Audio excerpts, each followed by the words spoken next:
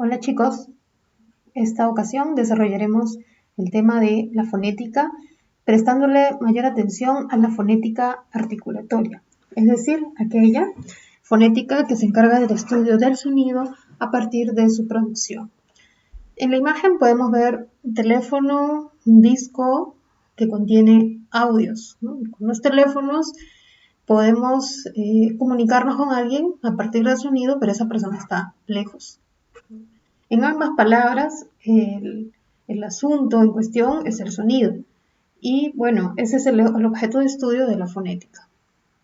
La fonética articulatoria se encarga específicamente de la producción de los sonidos, es decir, de un proceso fisiológico, a diferencia de las otras fonéticas que se encargan de la recepción del sonido o de los mecanismos de las ondas sonoras, como es la fonética perceptual auditiva o la fonética acústica. En este tipo de fonética que vamos a empezar a ver en esta primera unidad, trabajaremos la fonética articulatoria, es decir, aquella que describe cómo ciertos órganos pueden funcionar para hablar, para producir sonidos. A partir de esta descripción anatómica y fisiológica, es que se propone una clasificación de los sonidos y que nosotros podemos observar en el alfabeto fonético internacional, llamado también AFI o IPA por sus siglas en inglés. El AFI contiene una lista de sonidos, ¿no? Como son oclusivos, fricativos, africados, aproximantes. Y también tiene sonidos cuya clasificación es labiales, ¿no? Velares, palatales. Y estas palabras surgen a partir de la descripción de los órganos, como son el velo, el paladar, o la forma en que los sonidos son producidos, con obstáculo, con un obstáculo mayor. Entonces, la fonética articulatoria consiste en describir los sonidos desde el punto de vista de la producción de los sonidos. Para esto, la fonética articulatoria se va a basar en el estudio del aparato fonador, en el cual encontraremos los órganos que van a estar en tres cavidades. Las cavidades supraglóticas son aquellas que están por encima de la glotis, la cual es un espacio, no corresponde a ningún órgano, sino un espacio que hay entre las cuerdas vocales, las cuales a su vez se ubican en la laringe. Tenemos además los órganos y cavidades infraglóticos que están por debajo de la glotis, ¿no? Infra significa debajo de. Y estos órganos tienen que ver con la respiración y por lo tanto el mecanismo de la creación del flujo de aire mediante la respiración, que puede ser una respiración con fines de preservar la vida o una respiración con fines de habla, llamada como respiración fonatoria. Por otro lado, el aparato fonador, además de contar con estos órganos que tienen una función fonadora, tenemos también un sistema nervioso compuesto por un cerebro y los nervios que se van a encargar del movimiento de los órganos en cada una de estas cavidades, como son el nervio del diafragma, de las cuerdas vocales y de la lengua. Otra específicamente actividad que tiene que ver con el habla es la codificación. Nosotros sabemos que en el lenguaje hay dos procesos, la codificación y la descodificación, que equivaldrían a lo que nosotros llamamos producción y comprensión. Pues bien, la producción tiene que ver con el hablante y la comprensión tiene que ver con lo que hemos denominado el oyente. Este hablante produce los sonidos del habla y esto sucede de acuerdo a un algoritmo que se menciona en esta diapositiva.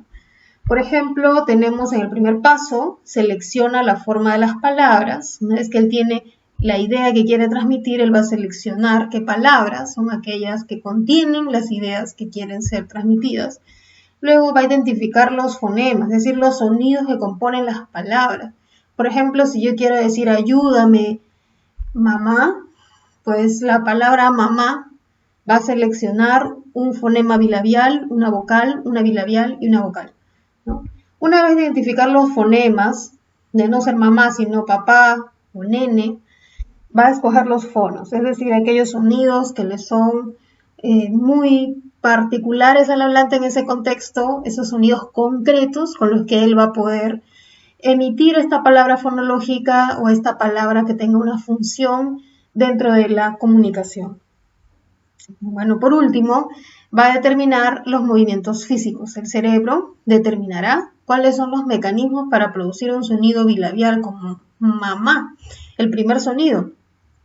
Es decir, producir una onda sonora compleja, que el velo del paladar caiga, que los labios se junten y que se produzca esta resonancia nasal. Entonces, vemos cómo la codificación en realidad supone una serie de pasos que están condicionados por la relación que hay entre los sonidos y los significados en los hablantes con fines comunicativos. Por otro lado, tenemos que este proceso ocurre en un área específica del cerebro llamada el área de Broca o la corteza anterior del habla, que se ubica en el lóbulo frontal. En esta imagen podemos ver el área de Broca, que tiene que ver con esta función motora de estos nervios que van a permitir el movimiento de los músculos que están conformando el aparato fonador. Aquí hay un enlace, ustedes también lo tienen en la sección de enlaces, pueden ver aquí. Se trata de un video en el cual a una persona, sus amigos piensan que no puede hablar, que ha tenido un problema, ¿no? Entonces llega una persona que conoce afasia y le dice, vas a decirme algo, me vas a responder cómo te llamas, mediante una canción. Entonces ellos descubren que en realidad el problema que tenía la persona era afasia, no era que había perdido la razón o de repente que tenía un problema severo en el cerebro, sino que se debía a un problema motor que se ubicaba en el área de Broca. Y esto es conocido como la afasia de Broca. Ustedes pueden verlo ahí para conocer un poco más.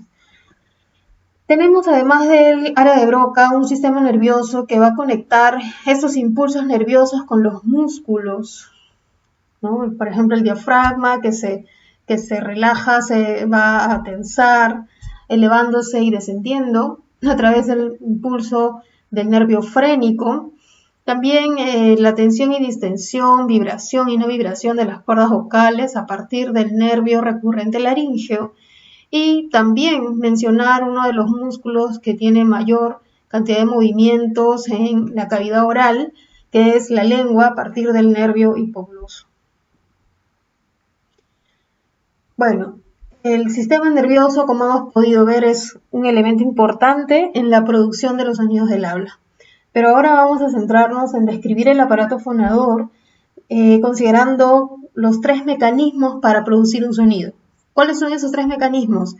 La respiración y por lo tanto creación del flujo de aire, la fonación y la articulación.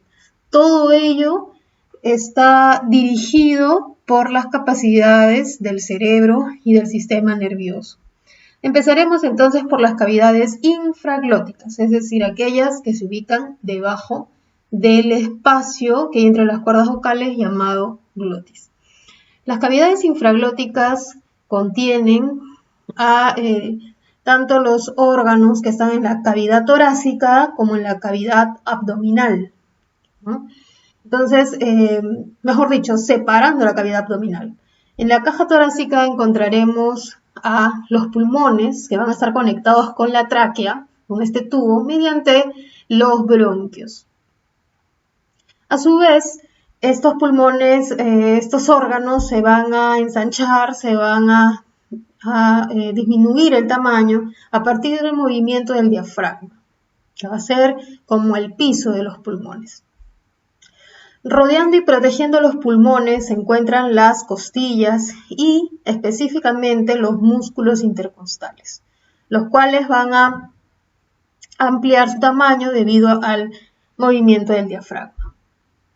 La tráquea va a ser conectada, va a ser el puente de conexión con la laringe. Y recuerden ustedes que la laringe es el órgano que va a contener las cuerdas vocales, quienes son además, ¿no?,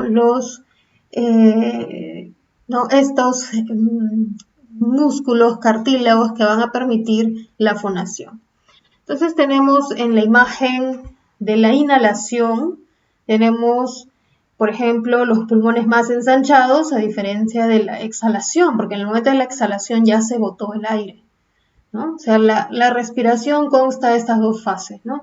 La inhalación de llenar la caja de aire que tiene nuestro cuerpo con fines vitales, ¿no? Si no respiramos no podemos vivir, y además llenar de aire para proveer del aparato fonador de este aire tan importante para producir los sonidos.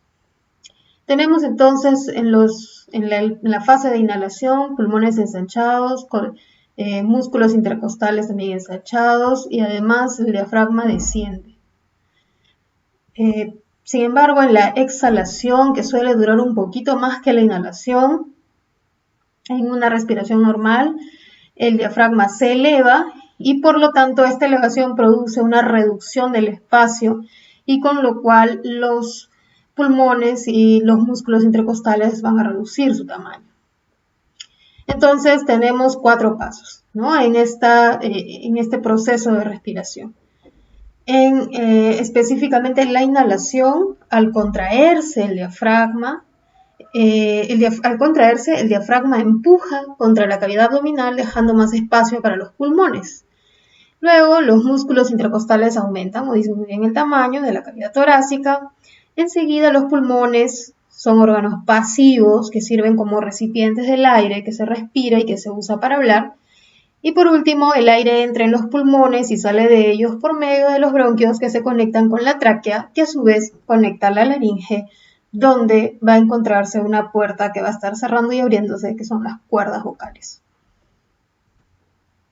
Tenemos aquí este enlace, que también está en la sección de enlaces, donde ustedes van a poder ver esta fisiología, ¿no?, este comportamiento, esta funcionalidad que se describió mediante pasos en la diapositiva anterior, se va a poder observar en este enlace, les recomiendo que lo vean. La respiración, por lo tanto, con todo lo que ya se ha dicho, cumple 2 funciones. El primero es sostener, asegurar la vida, cuyo tiempo de exhalación, en referencia a todo el proceso que es inhalación y exhalación, constituye un 60%, un poquito más que la inhalación. Sin embargo, también hay otra función de la respiración. La respiración también sirve para hablar. A esa función se denomina función fonadora. En este caso constituye el tiempo de exhalación el 90%, ¿no? Por eso es que muchos que se preparan para ser de repente docentes, hablar en público, lo primero que aprenden es a controlar el aire.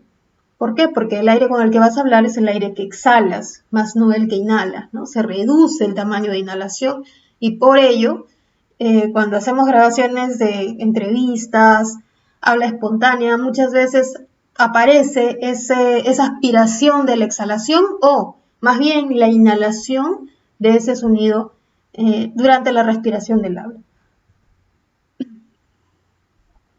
Aquí tenemos una cita, ¿no? Por ejemplo, algo sobre la exhalación. Mientras que la inhalación se lleva a cabo rápidamente para que se pueda continuar el acto de hablar, la exhalación ocurre de manera paulatina, variando el gasto del aire según las necesidades de los sonidos a producirse. El aire almacenado es imprescindible porque sin movimiento de aire no puede haber producción de sonido. Y es que el sonido físicamente se va a definir como el movimiento de partículas. Y en este caso, estas partículas que se están moviendo son partículas del aire. El gas que va a transmitir, que va a provocar este sonido, va a ser el aire. Bueno, hasta aquí hemos visto las cavidades infraglóticas, cuya función principal es la respiración, y dentro de la respiración estamos hablando de una respiración fonadora. Ahora, en la segunda parte, se verá la cavidad glótica, cuya función es la fonación.